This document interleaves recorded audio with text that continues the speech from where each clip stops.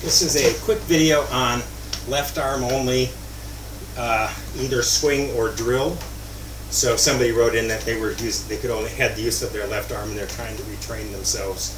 So I thought it's a really good drill. It's very hard to hit a good one arm only, especially the left hand, I think, or non-dominant front side. And a lot of the difficulty is trying to get the club back well. But what I would do if I was going to train myself to play golf this way, or retrain myself, is bear a couple things in mind. With one arm only, you have to really synchronize with the inherent swinging motion. If you try to muscle this, you're going to hurt your one good arm. And also, there's no way to control it except to synchronize with it. So you got to learn to feel that inherent tempo and then figure out how to speed that up at the end. So second thing I would say is you need to go through with this tied to your chest. If you don't do that, you're going to hurt your shoulder.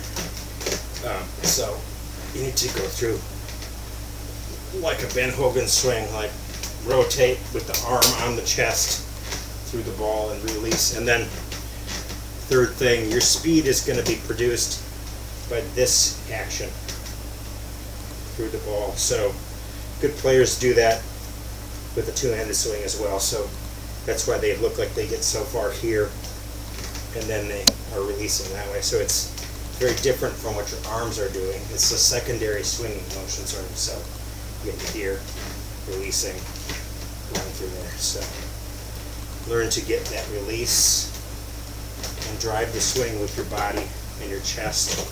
And then the tricky part is you got to really figure out how to toss it to just the right place so that when it falls, you can move with it. And as you're learning to do it, try to hit a few and figure out what level you can say make reasonably successful shots 6-7 times out of 10. That's the key area for learning. So if a task is I can do 9-10 out of 10 all the time, you'll become bored and you won't engage in learning. If the task is 2-3 out of 10, it's too hard and you will feel frustrated and you also won't engage in learning. So it's just scientifically proven that there's a sweet spot of difficulty, which is that 6-7 out of 10-ish range. And you might start lower than that, but so my suggestion is you need to start about this big and teach yourself this critical motion here. And then see if you can do, let's see if I can even do this one. So see if you can do 6-7 out of 10. I would have called that successful. I think I should have rotated more. I kind of let it go at the end. Let me see here. So I let it go. As I'm hitting a pitching wedge, so that would have been,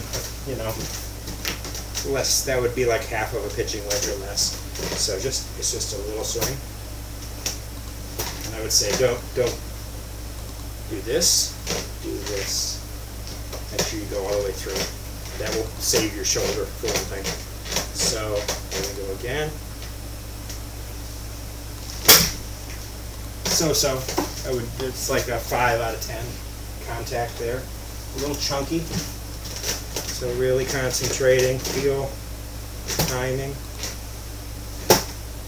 And that quick rotation at the end is what's going to give you some speed. So that was a pretty good one. Again, not really rotating quite as fully through as I would want to. So at 77, that's about a 2/3 swing for me. But wherever you get in that range of learning, stay there till that feels comfortable, and then the way you're going to speed it up is get a little more backswing.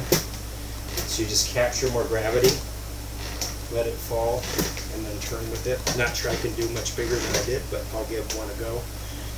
And yeah, that's it. And then let it fall a little more. So delay your rotation.